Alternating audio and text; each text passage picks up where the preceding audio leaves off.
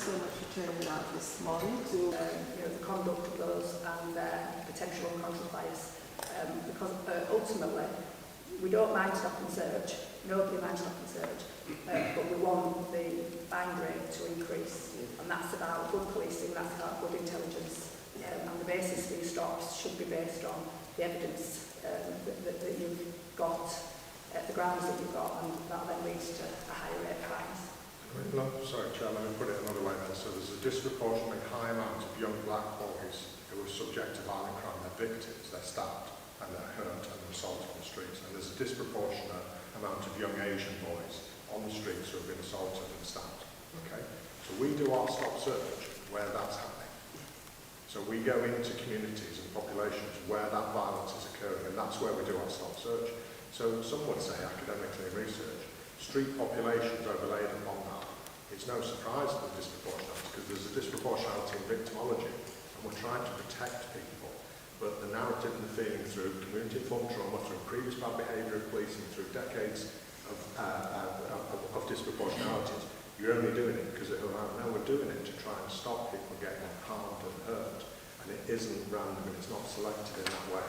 It's people in areas, and actually a 30% recovery of knives is pretty good in this country in the sense of ideally it'd be 100%, but that's where the difference between suspicion and belief and trying to be preventative and just letting and standing back and watching it happen comes in. So it is every police officer is aware of the implications of it, and they're desperately trying their hardest to deal with any biases or any disproportion, but they've still got to act and keep people safe.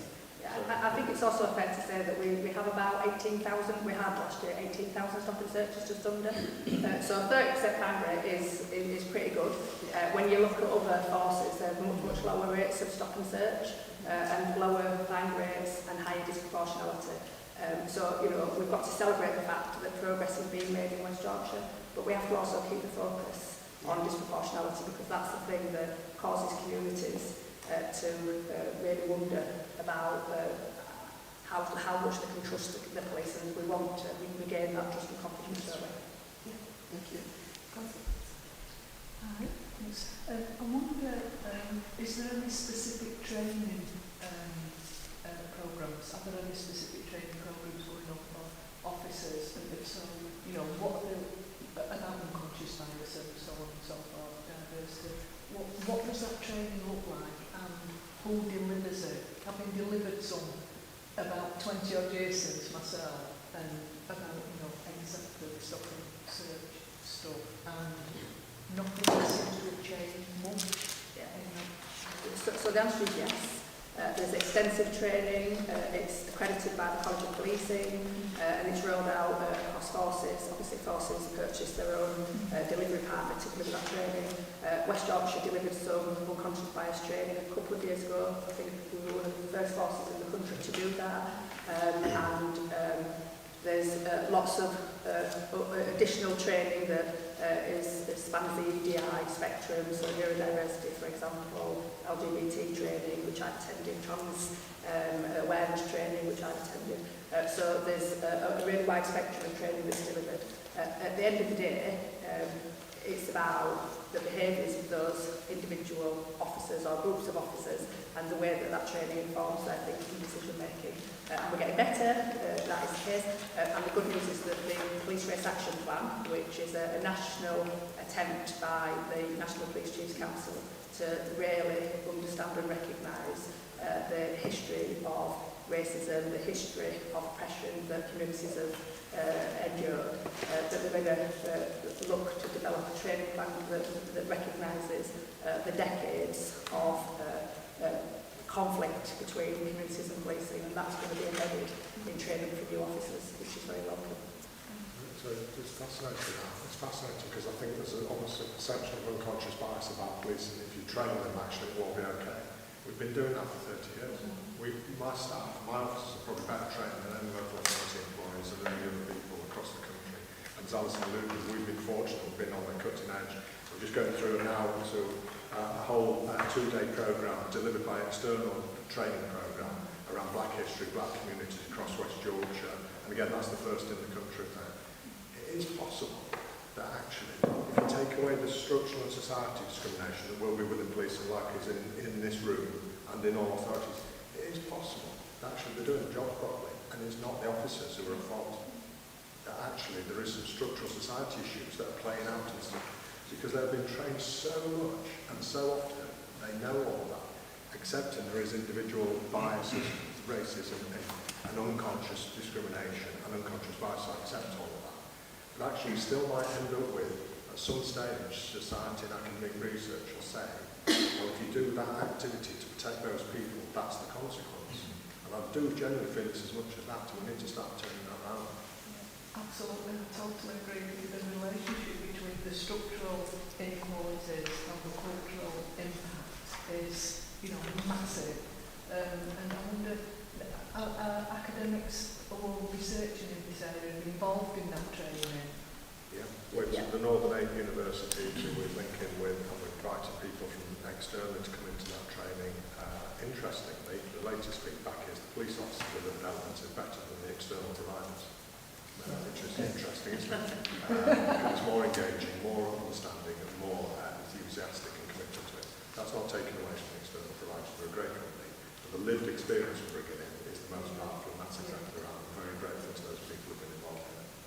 And the College of Policing training, obviously, which is accredited, that's all also supported by academic research. Would any members of this panel be allowed to attend any of that training? Yes, you're more than welcome for panel members to come on it. You are more than welcome. I say genuinely, just be aware that each time you come, it stops another officer going, and I've got 10,000 people to train.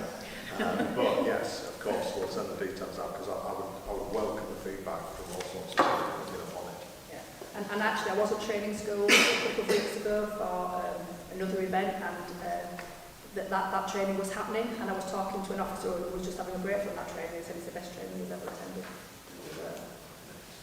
Which is a relief for me, because I was very instructive as to how it was going to be. So I hold my hand up to being relieved that it's going well. But we'll move it on in the next year or two to South Asian communities. We'll move it on to, I want to move it on to socio-economic and poverty. So as a whole, it's a long-term programme. It's not just a touch and go. It's a long-term. Thank you. Thank you. My question's in relation to custody-related arrests.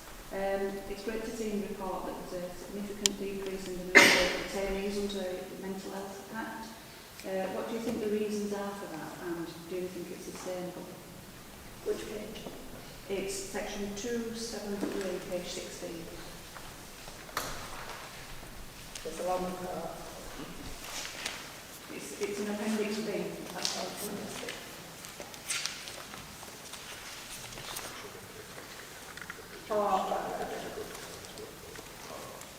Yeah, so the chief reminded me that obviously section 136 detentions are reducing, but obviously all forces now working much more collaboratively with their mental health trusts, and we're trying to get mental health trusts to take responsibility for people. Yeah, and yeah, I'll pick up Simon because he leads on, we've established a mental health board, which Simon convenes, but I think that the policing and mental health are having better conversations. We're not where we need to be, so you heard it, the Met just said, I think they're taking a step back on that, but the Met said, in 3 months' time, we're not taking in mental health patients, we're not looking after them anymore, it's up to you to sort it out. And that's an extreme version of the right person, right care, or right care, I never get it right. And that's something that West Yorkshire's been doing for a long time, but obviously Humberside, they really formalised that approach to make sure that there were proper relationships with the right organisations, so people went into the right system and not get held by policing, which is not appropriate under the circumstances when you're in crisis. So I think there's a combination of factors. Having said that, I don't think the mental health system really is properly funded and supported to be able to take the vast numbers of people that police have been dealing with for a long time. But hopefully that reduction will improve, will continue. Yeah, so the Criminal Justice and Mental Health Forum existed previously in another iteration. This one has been formed to deal initially with right care, right person. And essentially what it does is, on behalf of the Mayor, I chair it, and it combines sort of looking at where policing is around process, procedure, you know, the data around where potential gaps might be between their work and the work of the health services and the mental health trusts. So all the mental health trusts and the NHS trusts and the overarching sort of West Yorkshire NHS authority are represented on there. We're just getting together now around the data, trying to understand where gaps are and actually trying to make sure that everyone understands what risk-based approaches look like around this picture. In terms of 136 in particular, police stations have been places of safety for a long time now in West Yorkshire. They've not been treated as such, which is good. That's the right move. So people who are detained in 136 wherever possible, and in fact in nearly 99% of cases now, are taken to appropriate places of safety with the local authorities and the NHS trusts. So it's just around trying to manage that picture, ensure that you know, that the partners as well have a say, or at least a view on what police process looks like, so that we're all married into the same objectives. And essentially that's what the Criminal Justice Mental Health Forum is designed to do. Interestingly, the feedback, I only had the last meeting on Wednesday, the feedback from partners on that is very positive around the sort of policing partnership picture. As we've just said, policing has been, West Yorkshire Police has been moving down the road towards right care, right person for some considerable time.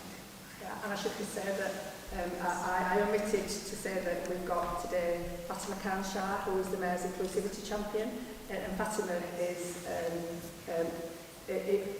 she's an appointment with the ICB, so the Integrated Care Partnership Board. I can never remember which it is, but that means that Fatima's also got reach into health across West Yorkshire, and we're really exploiting her knowledge and networks to make sure that across the whole of West Yorkshire, even though we don't have health, the Mayor does not have health as part of her portfolio, but she recognises the impact that the work that she's doing has on wider health and even social care systems, and so we're using the knowledge and networks that Fatima's got to look at how we can improve those systems, and actually she's co-funded by the ICP.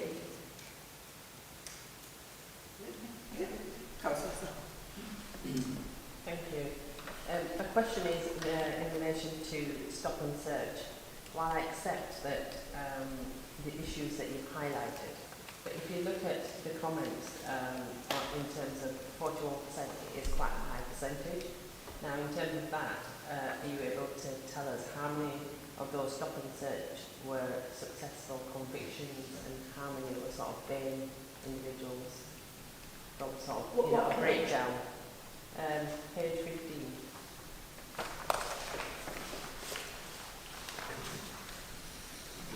Oh, so this one. Yeah, so it's slightly, if I answer that, that's okay. So it's slightly older data that, so it's not comparing against the current census data. We can give those figures, we haven't got them in these reports, but we do analyse it, look at it and follow the track them through in terms of proportionality. Yeah, so in West Yorkshire, if you're an ethnic I don't understand the difference between ethnic minority and black, but anyway, if you're an ethnic minority, you're 2.4 times more likely to be stopped and searched. If you're a black person, you're 2.8 times more likely to be searched. I think the national figure is 3.1 times, so we're slightly below that for black people and below it for wider ethnic minorities. And clearly, we want that to be as close to zero, that disproportionality. We want there to be no gap between white people and their black counterparts. But how many were successfully convicted from? So, when we had, I think that data is actually in this report, but it's in the column bit. So, every 6 months, West Yorkshire Police report to the Mayor himself at the Community Outcomes meeting on stop and search, and we get the data by protected characteristics, so we know what the positive outcome rate is for BME people as opposed to their white counterparts. And I'm just trying to see, because we picked the Westcom paper out and we put it into this paper, so I know Wendy's also looking for it, but it's one of the tables. It's an interesting question, because actually the offences which the stop and searching is what we call an absolute offence. So if they've got an illegal drug on, they've got an illegal drug on. So actually every one of those is a positive outcome. It won't lead to a conviction, but that drug is illegal, and that knife that they seize off it is illegal. Now it might not lead to a conviction because we don't prosecute, other agencies do that. But I think it'll be a high percentage of actually the activity is justified, because it is, the vast majority is drugs or knives. The smaller elements are going equipped for stealing. Now that will be more complicated because that's screwdrivers, that's blow torches, that's keys. So those won't lead to many convictions. So that's a different sort of test. So in terms of, because I think the sentiment of what you're saying is actually of those, you know, who's done something wrong in what you're doing, some of that's out of our control what we're doing. But obviously, the fine rate is the metric of success. It's not whether or not there's a conviction, because, as the Chief Constable says, we have less control over that. And also, we don't always want to criminalise people that we stop and search. We might want to give them an out-of-court disposal. We might want to do something that is a warning, but doesn't then get them into the criminal justice system. Because once you're in, the chances of getting out are really slim. So it's about how many do we find, you know, a weapon or drugs or stuff that's been stolen from, you know, a burglary or something like that. We have got the data, but I can't find it in the report, so I'll send it to you. That's okay. Yes, it's top of page 5. Specialist independent domestic violence advisors for victims in the gypsy and traveller community. Now, here it mentions male-only BME, black, minority ethnic people, and those with disability. And I recognise that all those groups are large numbers of people, but it just seems to me that at first thought, the gypsy and traveller community must be a tiny proportion of the overall population. Just wondering if you could say something about that. There may be a tiny proportion, but actually I've got the data, I can find it. So just as well, I was on the website yesterday.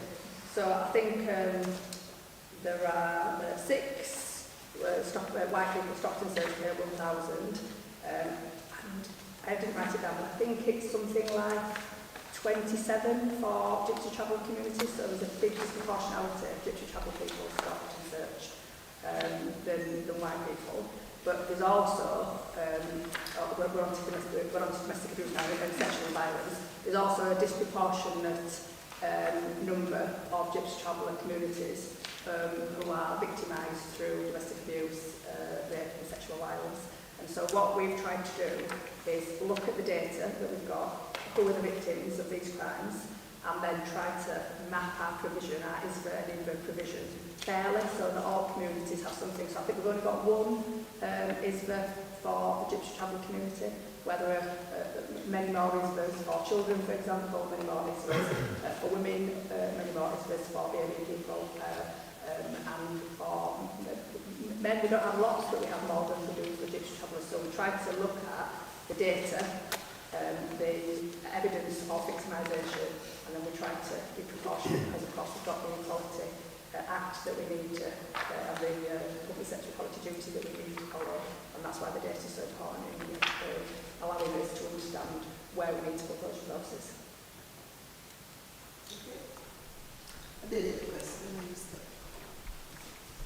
Thank you. Back again on page 15, back on stop and search. I'm aware the stat around at the stop and search on 14 to 20-year-olds. I know what we found from us lots of houses is the perception of young people, particularly gathered in a group, that they're doing something wrong, and that is their report to the police. I know we've got people who say that they've been repeatedly stopped and searched because reports come in that they've had drugs or weapons, and it hasn't been found to be the case, and it's going to be kind of week in, week out for some of them. In terms of that, do you have specific statistics on fines within that age group, 14 to 20-year-olds and young people more generally? What percentage of the stop and searches do you actually have a fine prosecution or whatever? Just like I said, I'm aware there's a perception quite often of young people hanging around that, you know, that's weapons or drugs, and actually So it's not in the report, we can get you that data.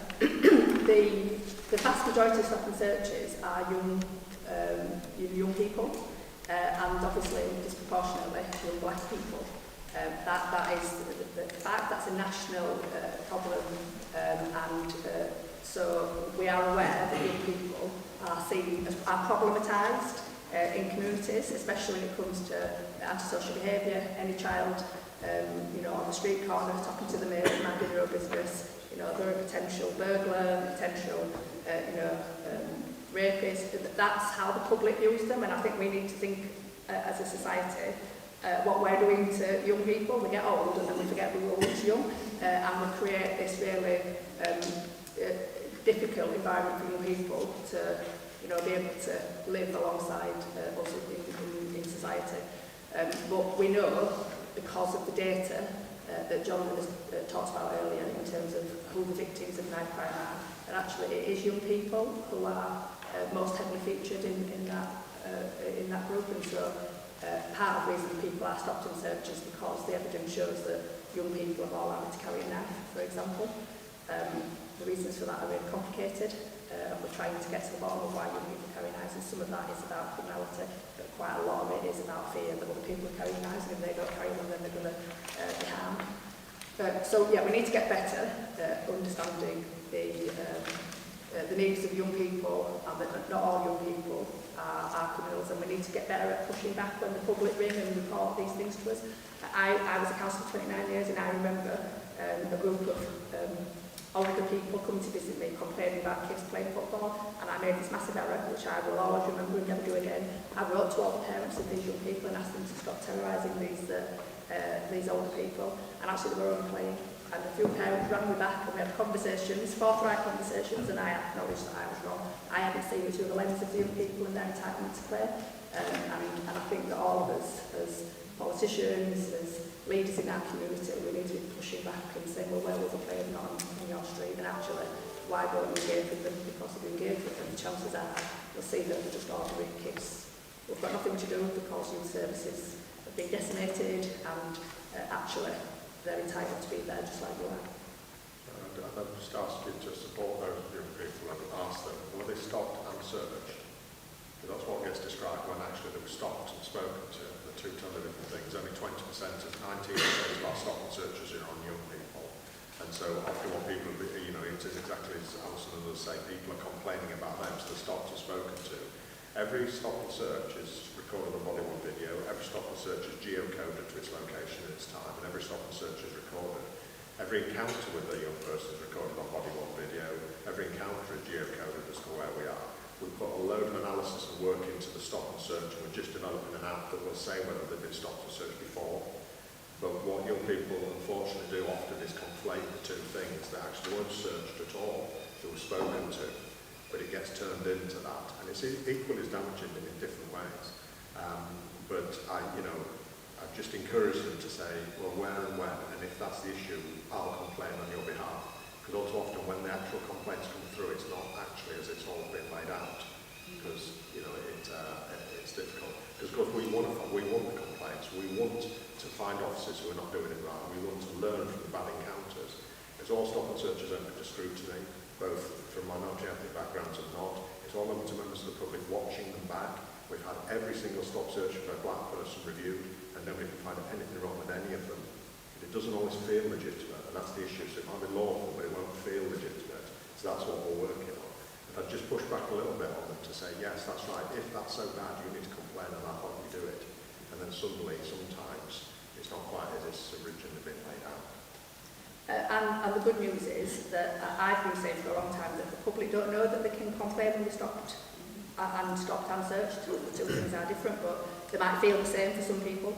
Happily, West Yorkshire Police are now developing a QR code where anyone involved in the stop and search will be able to download the QR code, get access to the West Yorkshire Police website, but also the complaints process. Because currently the number of complaints versus the number of stop and searches, which as I said is nearly 18,000, there's definitely a gap in the understanding of people stopped and searched that they can complain. And through those complaints, we're going to be able to really understand people's experiences. Because at the minute, there's a lot of anecdotal information, but we need the evidence, and every stop and search is recorded by body-worn video. And I was in a meeting, so we're working with a group in Hare Hills who have asked if they can do some particular work on stop and searches in Hare Hills, and we're exploring that with them. And they brought up 3 stop and searches that they knew about, and the police were able to, in the meeting, able to check on those stop and searches, and none of those 3 were as described, as believed by the people in that community. So everything they said, yes, they've been stopped and searched, but not in, apparently there were 2 people, one black and one white. The black person was handcuffed, the white person wasn't.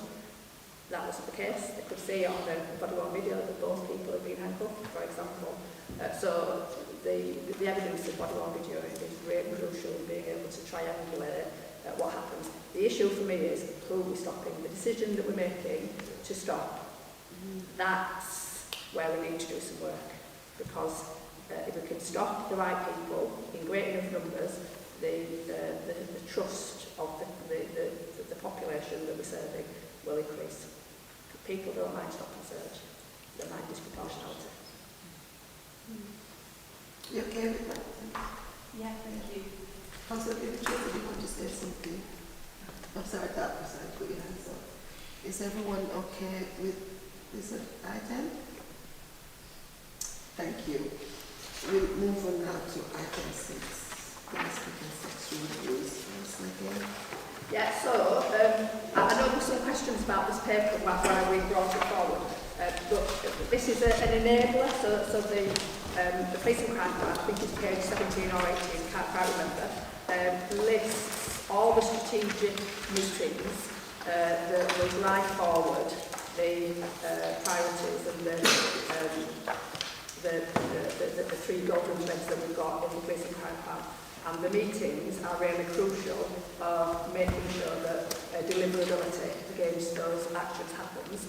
And it's a way of holding each of our partners to account, because most of the things that we do, it's not just policing, it's never just policing, it's all our partners together. So the Domestic and Sexual Abuse Board is a key enabler to delivering the Mayor's agenda around eliminating violence against women and girls. But it's also around violence generally in our communities, because we know that that is a key concern for the people that we serve. We wanted to bring this paper so that you see the kinds of things that we discuss, but this paper is also about giving you an understanding of the roles that you're playing within your local authorities. Your domestic abuse coordinators come to these meetings and report back to us on a variety of things that they're doing, report back on operational activities such as Operation Encompass, for example, tell us about risks that we can hopefully work through together, opportunities that we can exploit together, also challenges. From that board, we might want to take things to the Mayor, we might want to write to somebody in government around challenges around funding. Funding is often a big issue. But it's a high-level overview of the work that takes place in that board, and some details on the 3.3 of the paper. We just wanted to give you an understanding of the vehicle, the various vehicles that we have to deliver the aspirations of the police and crime plan. So I'm really happy to answer any questions. Okay. Looking at this as the government plan to give 8.4 million for this to go ahead, and you keeping up with it, because we know money's a bit short, that they don't forget to give it. Are they still? So is this the ASB immediate justice pilot? So the money's coming. It hasn't come yet, as I understand it. But the Mayor, so one of the benefits of having a Mayor versus a PCC is that obviously the Mayor has monies that come in for other projects, and we can't fund those other projects until they're at certain stages. So the Mayor has got monies to front fund initiatives like the immediate justice pilot on the basis that we've signed the document with Home Office and Ministry of Justice, and we know that that money's coming. So the work has started on delivering the immediate justice pilot, and all your local authorities are engaged with that. Each of them knows what element of funding they're getting. There's lots of partnership boards being held to deliver the immediate justice pilot. And I had a meeting with the the ministers involved about 10 days ago. They were very happy with the progress that West Yorkshire was making. And the plan is still there to give. Yeah, absolutely. Yeah, yeah. Keep going. Councillor Murphy, did you want to? Yes. Thank you. I just wondered if the domestic and sexual abuse had spiked during lockdown, and if so, has it now come back down again? Yeah, I think there's Wendy, who's the computer, is really remembering all this data. Yeah. So domestic and sexual abuse, it rose, but only slightly. So it was on an increasing trend, but it did rise slightly during the lockdown. But then afterwards, we saw a bigger increase as people were more able to report. So yes, but what we heard nationally was that there was big increases of people ringing helplines,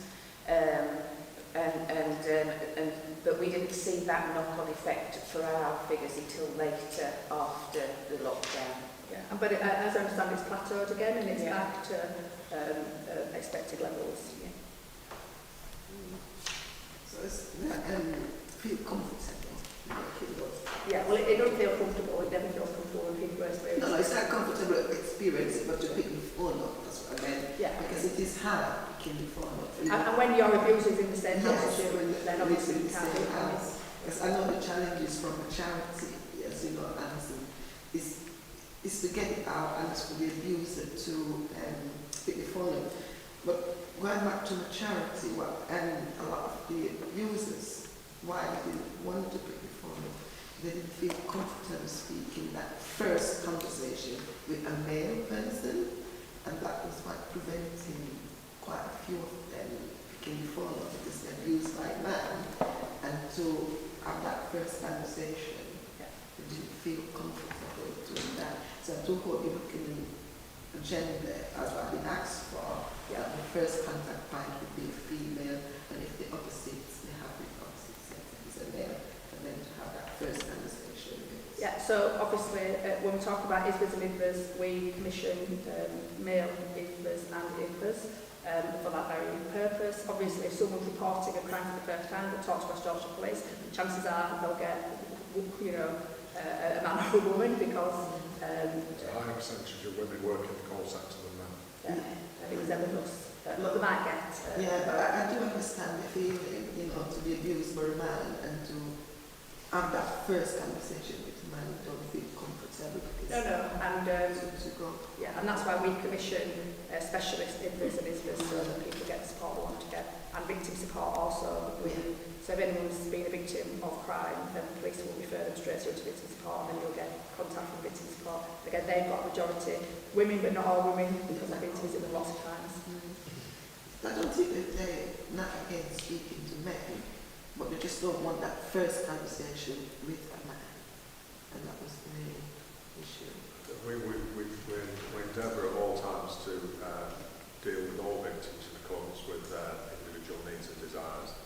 And we're live to that comment. We just have to be careful because we're actually verging on breaching equality legislation and legality, because you can't deal with people specifically in that way around gender and deployment.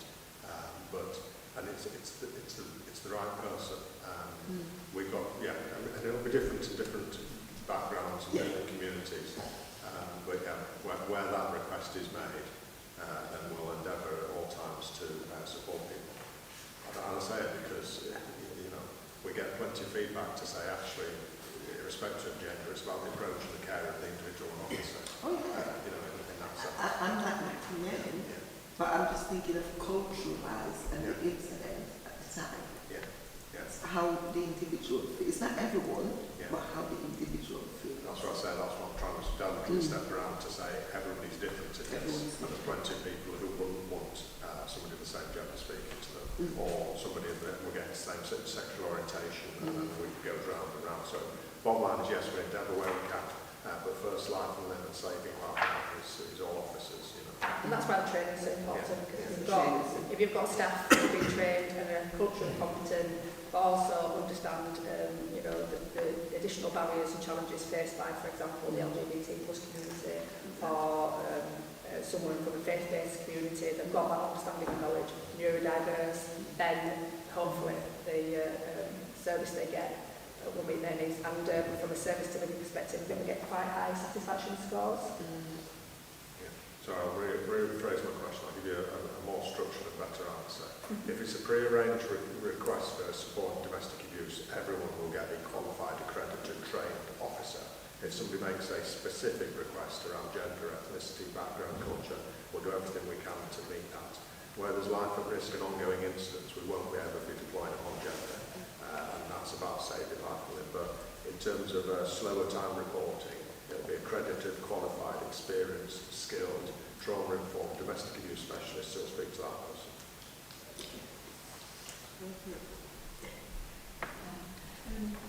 One of the challenges that I face when residents contact me about issues of domestic abuse and so on is accommodation.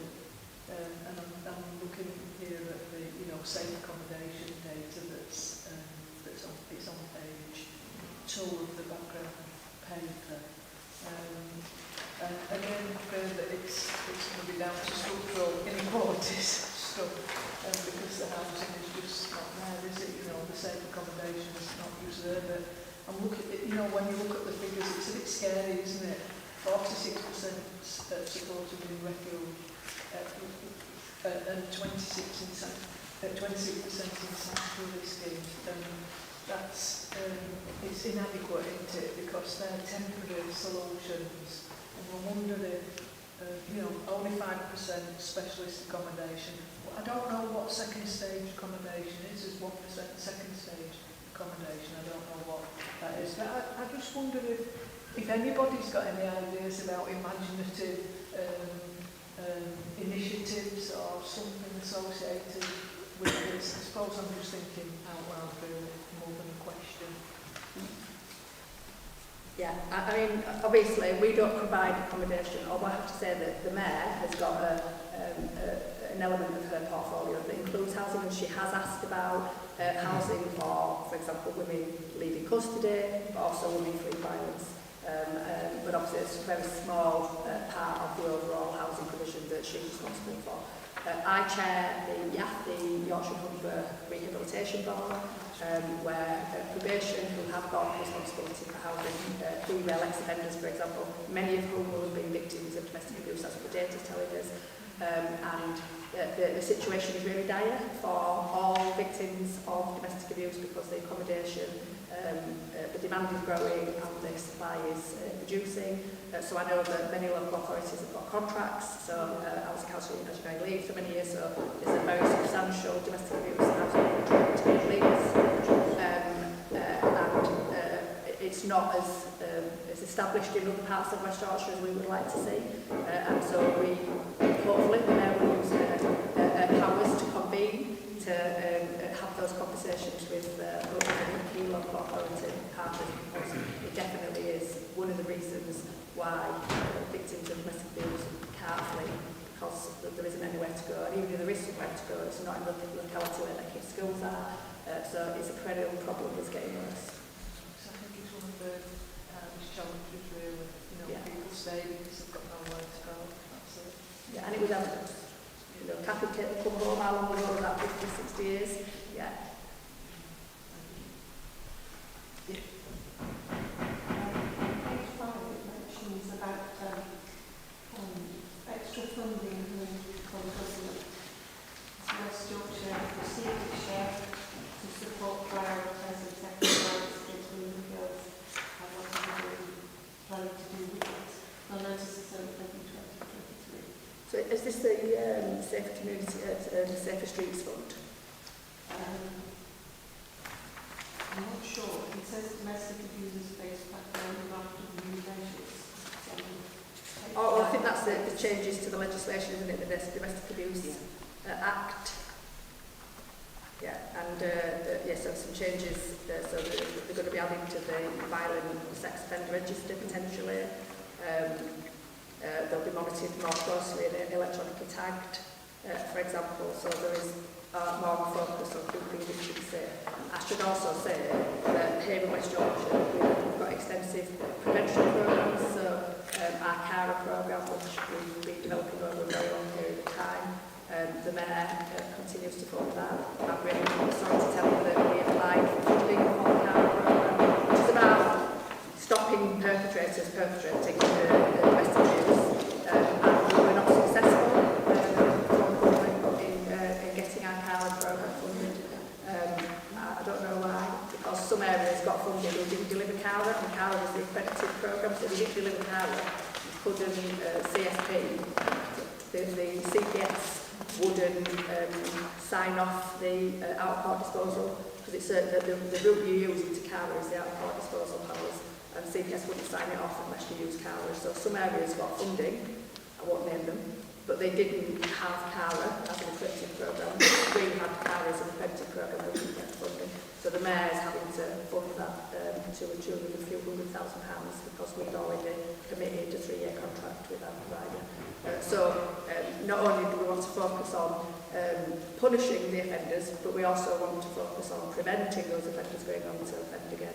There's also some funding nationally, there has been funding nationally for medium to high risk offenders, DA perpetrators, and that's just been pulled because the Ministry of Justice said that they wanted to review that funding, review that programme, but there's now a gap because in order to get on that programme, it's quite a long programme, so it's actually stopped as of April because even though the funding doesn't end in 6 months, because the training couldn't happen because they knew the funding was going to end. So there's a gap of about 18 months between one programme ending and hopefully the next one starting. So perpetrators will not have that route to support that has been there in the past, which I think is going to have some additional challenges because we want perpetrators to get the right education and awareness and to stop hurting people. Disappointed to hear what thank you for the answer. Yeah. Well, we've raised it with government, we've written to government, not received a response, but anyway. Thank you, Dr. Esmond. Thank you. I have a couple of questions. Firstly, on page 6, on the bit where you talked about sexual violence, that it's indicated that there's a rape and sexual abuse support line. How is that being promoted and how are communities aware that there's this line that's available so that they can contact? Yeah, so that's a national line, and you know, we now that you say it, actually we've got a great opportunity to tell people about that in West Yorkshire, and so as soon as I leave here I'll have a word with the comms team and say can we, the Mayor and I, do some videos, do some comms and get that out. It's a national helpline. I mean, I have to say I don't know what the take of that national helpline is.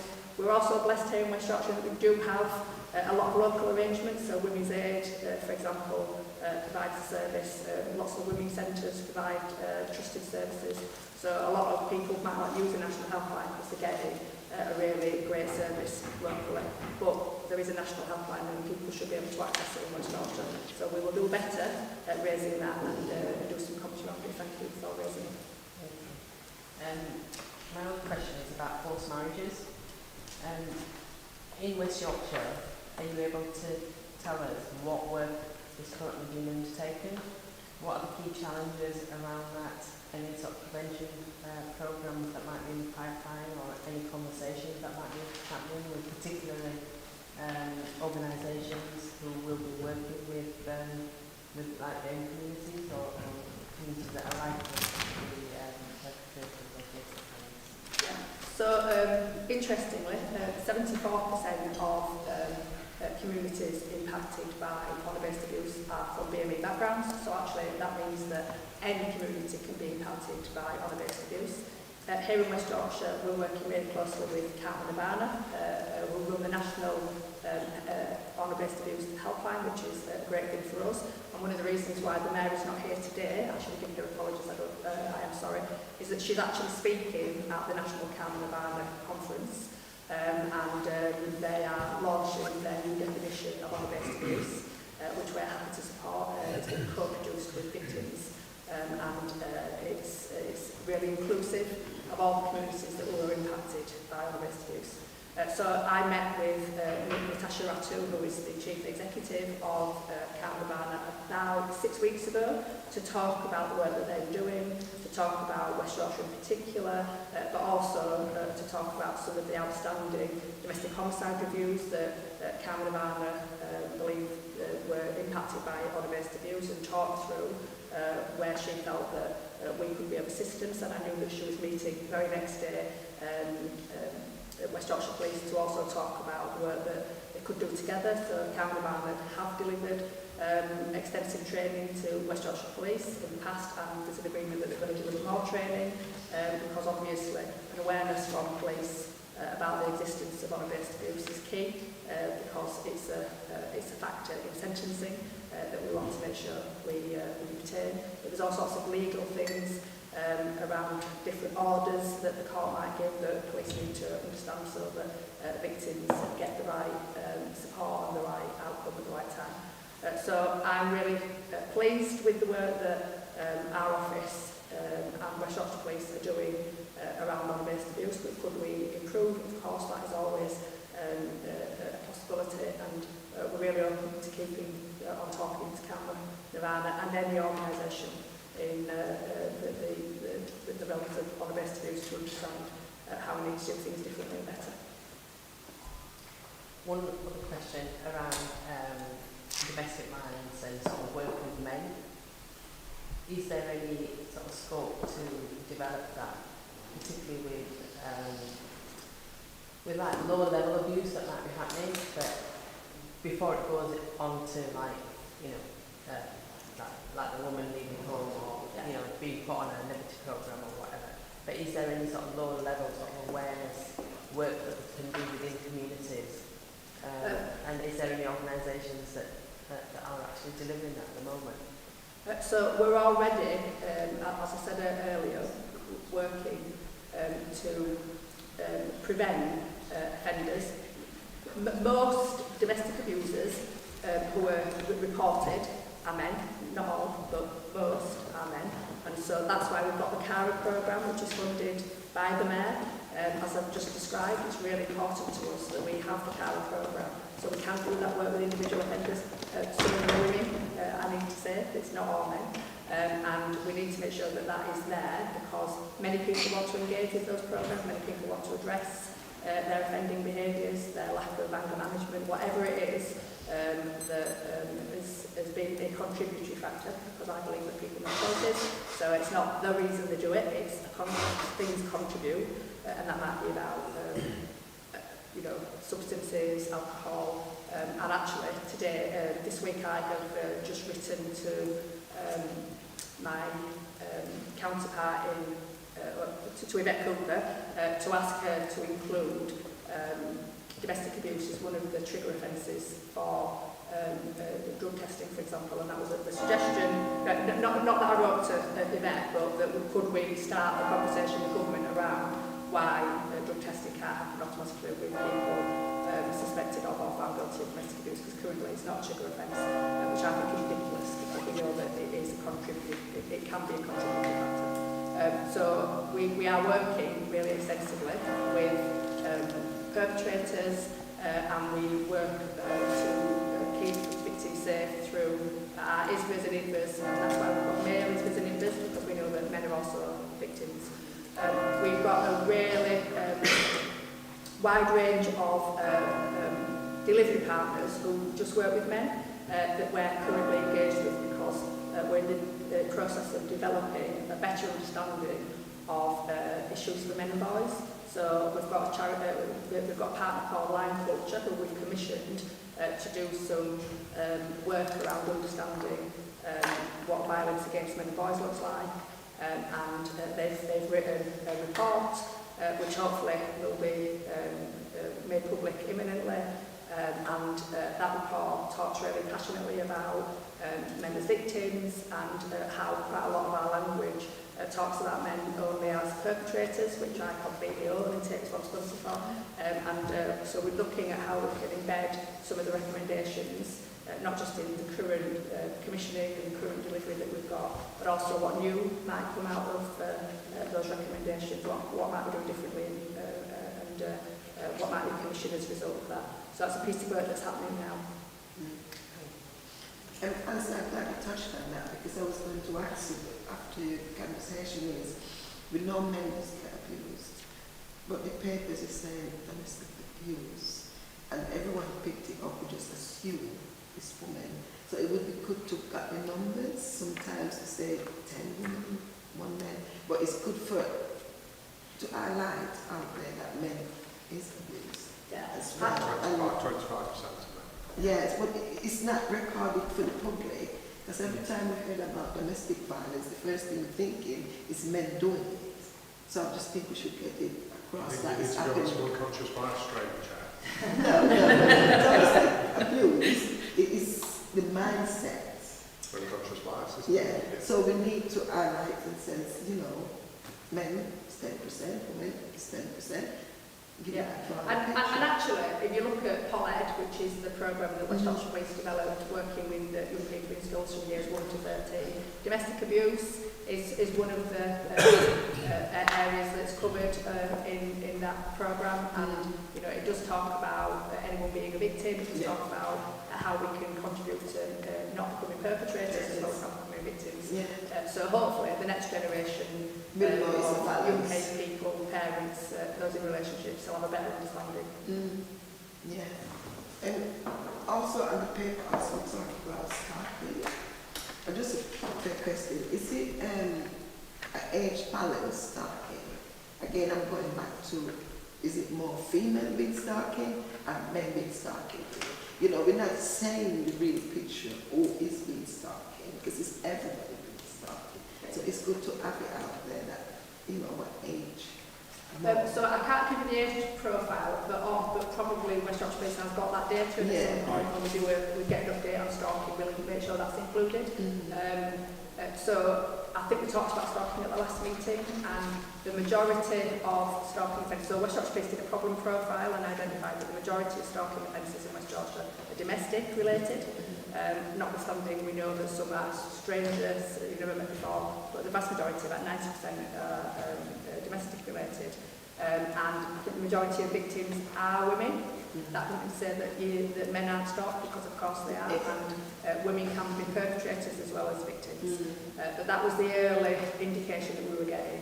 As you know, West Yorkshire Police set up a stalking coordination service last October, and the data from that unit is coming out, and we'll find out whether there are themes, trends, and again we'll be able to report that back at a future paper. And the Mayor funded the stalking advocacy service, so the INVERS has now got an whatever it is. And the stalking advocates, we've had over 800 referrals. A majority of them have come from the police coordination team, but not all. You can go, if you're an individual, you don't have to be part of you don't have to go to the police and report the stalking if you don't want to. And the vast majority of the people that they're working with are also female. But it's too early. I mean, nationally there's data, but it's too early to really come to a definitive answer about any of this, because stalking, coercive control, relatively new crime types, and so a lot more work needs to be done, not just in understanding perpetrators and victims, but also how to police and investigate these crimes. We need to keep an eye. Yeah, but we've got the opportunity now because we've got this infrastructure which we didn't have before. Yeah. Okay. Two things. I wonder, is there any data that sort of acknowledges a distinction between, in terms of domestic abuse, the coercive control and physical abuse that happens, because I know that a lot of homicides have originated in terms of coercive control. That women experiencing coercive control as opposed to physical abuse, and where that can lead to. I wonder if there's any data that shows the distinction between. Yes, I think it's in the paper. Is it? Yeah, so it says controlling or coercive behaviour from January to March 23, 932 reported cases. under stalking and harassment offences. So stalking and harassment is a group of offences. So what you'll see is reported nationally, they talk about stalking and harassment. A lot of the offences are under the harassment. There's over 5,000 in that. So we've put a table. So as part of our work, we break that down so that we can see the different parts of the offence. And then, so the controlling and coercive, yes, thank you, is an offence in that category. So it takes it out individually so we can see how many there are.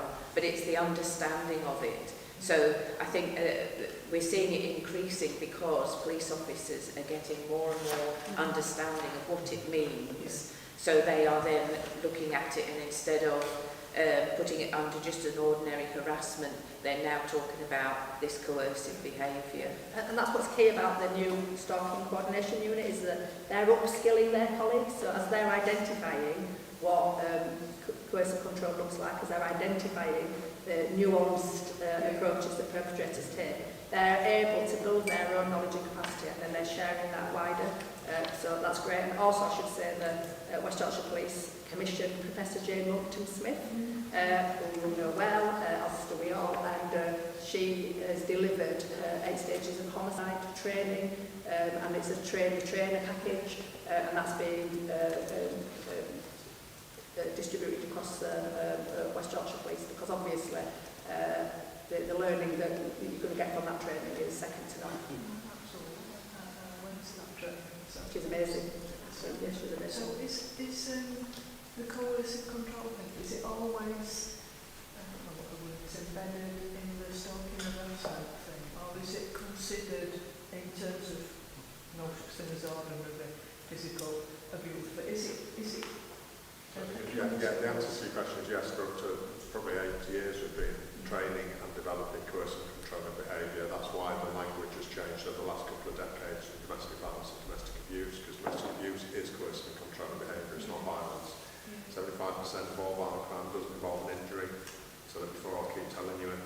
So 75% of violent crime doesn't involve an injury, it's violence in verbal and coercive control of behaviour and threats of violence. So yeah, be reassured we are very alive to it, from the operational first contact into the call centre, to the deployment of officers, to the recording, to the safeguarding. Certainly across West Yorkshire, coercive control of behaviour is embedded as a crime in its own right and as a precursor of an indicator of the violence. And we're getting some really good successful convictions because of the long-term mental health issues and trauma caused against people. If we get it right, that the courts are now understanding what that means for a victim over 10 years, instead of just a traditional old assault, in that sense. So again, it takes up the time. You'd all be welcome to come and see the safeguarding teams, but it's not much time of the day. Can I ask the next question? Is that okay? To the chair. Thank you. Thank you. Helen? Do you want to ask yours first? Yeah. It's the next one down about the vetting of misconduct and misogyny, and I just wondered if we could have an update on that, if you've got an update on, what's happening in terms of dealing with misogynistic and predatory behaviour. Yeah, I mean, obviously, the policing is changing in the way that it views misogyny, predatory behaviours, and everyone's up in the game as a result of crimes in the Met, but not just in the Met. We can't just say it's over there; it's everywhere. And you'll have seen from recent newspaper articles that West Yorkshire Police have had their fair share of officers who have abused their position for sexual purpose, for example. And actually, I was going to tell you this under the updates at the end, but the Professional Standards Department last Friday or Friday before, I can't remember, they held a public event for safeguarding women sector partners, where they talked about what they're doing to eradicate this scourge from policing, but also engage those partners and ask them to be part of the solution. Ask those partners to also identify what behaviours were problematic, communicate that to any women or any other members of the public they were working with, and encourage them to report those behaviours in, because it's only through reports from the public that some of these behaviours often become known and then action can be taken. So what was great about the PSD day was that they also took us through all the stages of scrutiny and that they undertake to try to weed out the wrong kind of people at the start and throughout policing. But obviously we know people are clever, and if they want to be in a position of power in order to exploit that position of power, they'll play the game as much as they need to. So we do need the public to engage and to be asking the right questions. If a police officer texts you from their private phone, if they ring you up when they're not supposed to be ringing you up, if they turn up at your doorstep when they're off to your way, that's a no-no. And one of the things that was featured in the training was a video from the Chief Constable saying West Yorkshire Police is not a dating agency, which everybody really appreciated, and it is not. So on the top, right the way through the processes, there is a real focus and understanding that policing can be used by people who are predators, and there are systems and processes in place to rule them out. But the best way to do it is the public, those victims of those predators coming forward in the first place. I suppose it's a two-way community because, the public can use it as it's a tricky one, isn't it? Yeah. I mean, obviously, I could tell you all about the vetting processes and all the different stages that we go through. But Wendy's reminded me that you're actually going to get a complaint paper coming to the next panel. So maybe we can talk about that in a bit more detail. But just to give you reassurance, West Yorkshire Police are very transparent about the problems that they face and are working with partners to be part of the solution, because no man is an island, as John Brook said, and we all have to be part of the solution. I was probably, if that's the video I'm thinking about, that's 10 years old. We've been doing this for a long time. And the issue for some forces is that they're just coming to we've been doing this for a long time, and we still and will always have criminals amongst our mates, like there are in all authorities and all councils. It's not new to us, and that's some of the sort of local frustration. So if it's that video, you were deputy. Yeah, we had that 10 years ago we started, and that was actually off the back of something we've been doing for 3 or 4 years before that as well. But that's the relentless nature of it. Criminals will be criminals, whatever professional uniform they wear. But now we're starting to extend that awareness because of all of the public issues outside. We also do a whole host of internal covert stuff to be ruthless and relentless with it. And all I can do is look in the eye and just say how relentless we are about what we're doing. Because police officers feel it more than the community every time they see one of these cases because of the shame and the frustration and the anger that we have with bad cops. But yeah, we could talk for hours. Yeah, and I should just say that there are public misconduct panels. So if anyone's interested, Tracy and I are thinking of attending one, if we can find one that we can both do. Any member of the public can attend a misconduct panel held in public, and the publicised on the Force website, and you can then see how justice is done, see how those who are alleged, because obviously people are exhibited to forever guilty in this country, which is a good thing, but you can see the whole process unfold and understand how it works. Thank you. That's good. Yeah. Coming back to the stalking harassment, there seems to be a relatively low number of the stalking protection orders in comparison to the number of offences. It work out about 1% of the stalking offences. Just wondering if you have anything either data-driven or kind of anecdotal as to why. Is it that victims are choosing not to go down that route? Is it that there's a high level of evidence needed? Or do we even know the reasons? You hit the nail on the head. So when we first came into office, West Yorkshire had 3 stalking protection orders, which was very, very low. And I think there were lots of reasons for that. I think that the understanding of what constituted stalking was not as well developed as it's become and becoming, because it's getting better every day. So I think that was one of the things. Stalking protection orders, by the way, are free. You can get them, they're funded by government. I don't know how long that'll last, but it's something that's free at the moment.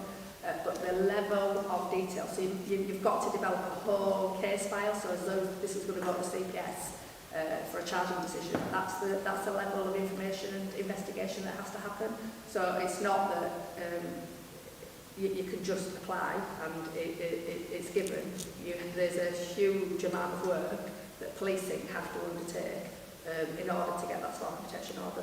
So we're quite pleased that actually in the 12 months since, less than 12 months since the stalking unit has been set up, stalking coordination unit being set up, that we're actually accelerating quite quickly now. I think about 30 in trade.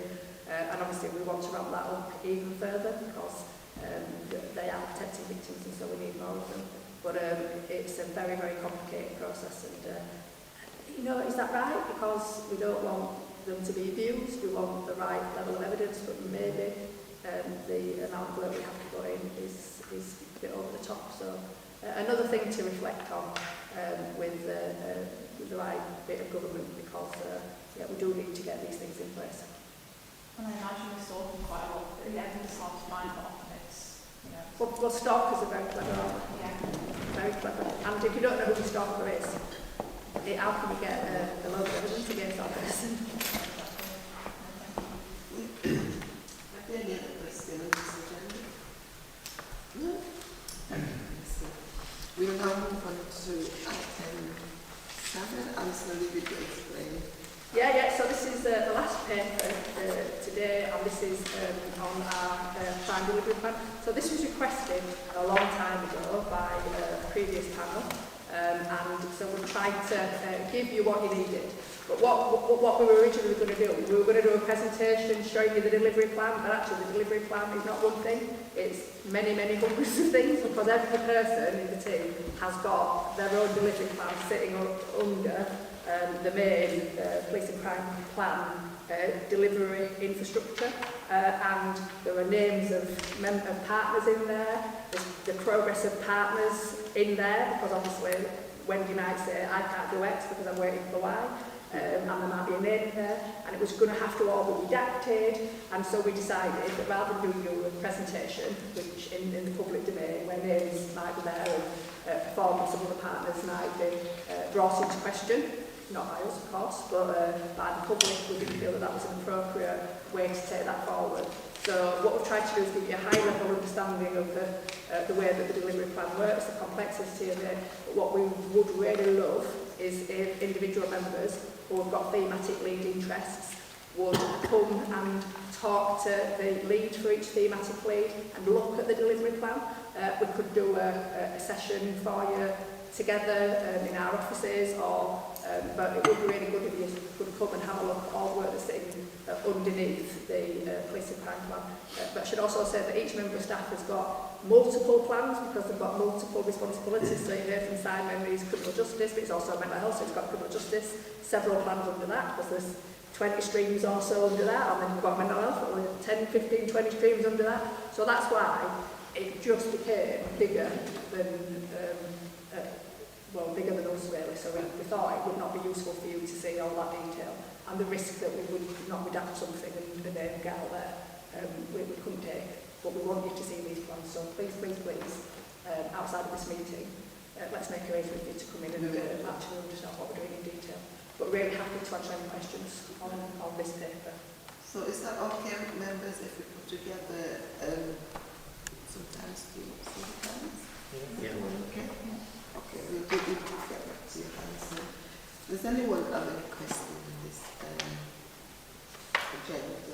So just for how you say it, please. Well, sorry? If you want to ask Alison. Yeah, it's just to say all these different plans, it seems an enormous document and all sorts of things. So it would just be nice to have a session in confidence with the gist of it. Yeah, absolutely. Yeah. So we'll set that up outside this meeting. We'll talk to the chair and Sam. Yeah. members okay with everything, yeah? Yep. So we won't go further with this today. We leave it until today. Is that okay? It's okay by me. It's okay. No, I'm asking members if it's okay with. Yeah. Is everyone happy? I don't want any. Come back. Lovely, thank you. So we move on to item 8. Mayor response to any current issues. Yeah, so in lieu of the Mayor being here, I just wanted to tell you about the West Yorkshire Plan, which launched a couple of weeks ago.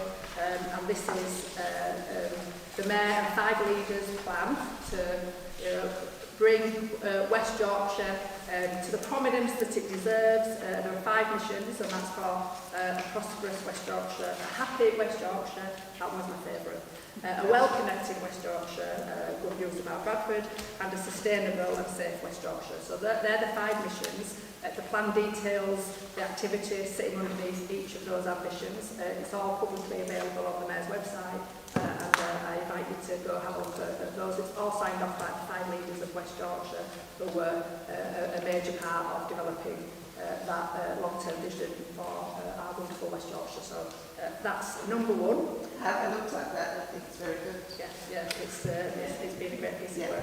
I was going to tell you about the ASB pilot, which I mentioned earlier, but just to say that we've got an ASB survey for the public, which is currently live, and we're asking the public about their priorities around antisocial behaviour, but also what outcomes they would like from the immediate justice pilot, because there's various activities that people who will be put through the pilot can do, and we want the public to tell us what that looks like and what benefit they would like to see in their community. So please do feed that back. Interestingly, I got the first 500 responses about a week into the survey, and over 30% of people don't report antisocial behaviour.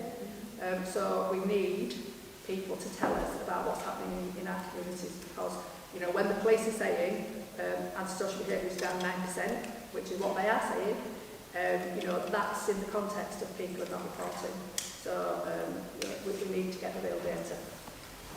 The Your View survey is also open, so if you have an opportunity to fill in that survey, please do. And that asks a lot of questions around your experience of policing, and really helps local community safety partnerships to understand what the priorities are in their areas, as well as for us to understand across West Yorkshire. Of course, we share that data with West Yorkshire Police, which helps to inform their thinking and planning. So it's a great opportunity for us to really understand where we are. The Safer Streets Fund 5 has just been released. So this is the opportunity. Well, we don't have to bid actually. We've been told that we can put in an application for up to 1.4 million, and they've told us what we can and can't bid for.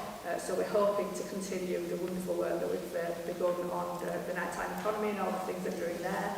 Safe spaces is explicitly excluded from the eligibility criteria, which is sadness. We'll find a way. We are also going to be applying for more funding for the off-road bike antisocial behaviour activity, which is proven to be so popular in our communities, and that's definitely a priority for communities.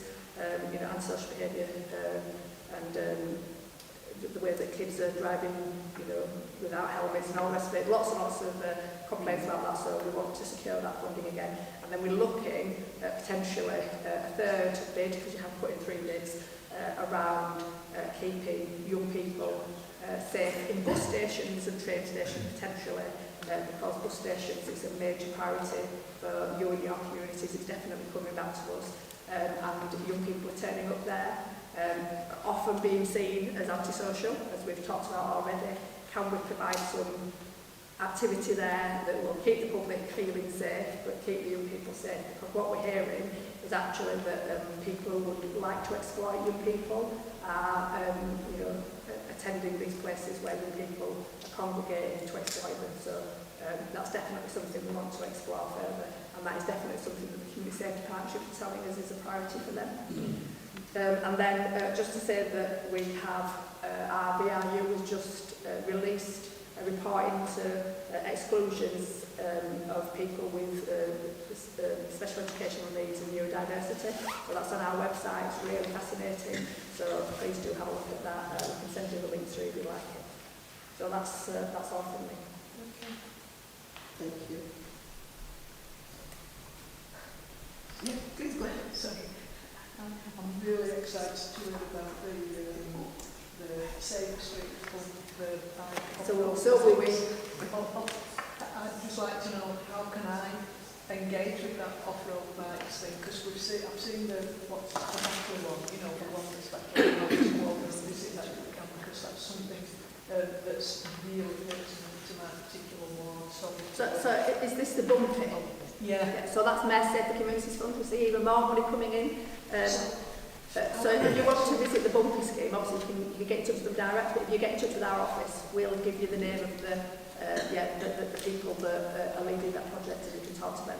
So not only are we funding the police and the community safety partnerships to combat off-road bikes and all the rest of it, we really encourage small grassroots groups, community groups, organisations to bid for Mayor Safe Communities Fund monies to also be able to contribute. That's what the bumpy money is doing.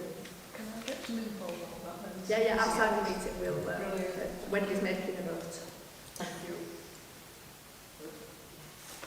I'm really pleased to hear about the ASB survey, because over 4 years I've been a councillor, I'd say practically every packed meeting I've been to with MPT teams, when they share the stats of local crimes that are happening, it always comes out that it's under-reporting. So that's really welcome. Yeah, I should also say that the majority of people who were sent up in the first 500, it was neighbourhood disputes. The only social behaviour they were reporting was noise nuisance, disputes with neighbours. They weren't crimes. And I think we need to be better at explaining to the public that antisocial behaviour is not all about policing. It's about us as partners working together to keep our community safe. Yeah. No, thank you, Alison. We'll now move on to item 9, public decisions. Take it, you've all read the paper and everything is on track so far. Is everyone happy? Yeah, very quiet today. We'll now move on to item 10, and that's just for planning publish. It's only one item on here that we'll not to discuss. November the 3rd meeting, we are hoping to move it to November the 10th due to Alison will be at a conference and it'll be difficult. I will come back if you want me to, No, obviously. because I'd like to do it's an EDI conference and what we should, the NPCC want me to try it over 2 days. Yeah, but it's winter and it's train strike and anything. Yeah, I could try and get back and still not get might not get back. So I wanted to put it at a date when we know that you are available to do it. Then something might happen if you can't get back on the day because you're going to push to come back. So members, we will central the date, the time, and actually please we could adjust the diaries and we know everyone to come because this is really good agenda. Yeah, so we go forward agenda plan. So item 12, complaint. Needs to say there's no complaint at this meeting, so it's good, keep it that way. And now we go to item 13, any other business? Members of any other business, Samantha? No? So just to say thank you all for your attendance today. It's been absolutely nice, calm meeting, and that's all I like it. Thank you. And the next meeting will be on September 8th. Oh, that's not an anniversary. I just realised. Let's talk it us. Oh, I might get you to sit up there. Yeah, so we'll see you on September the 8th. Thank you.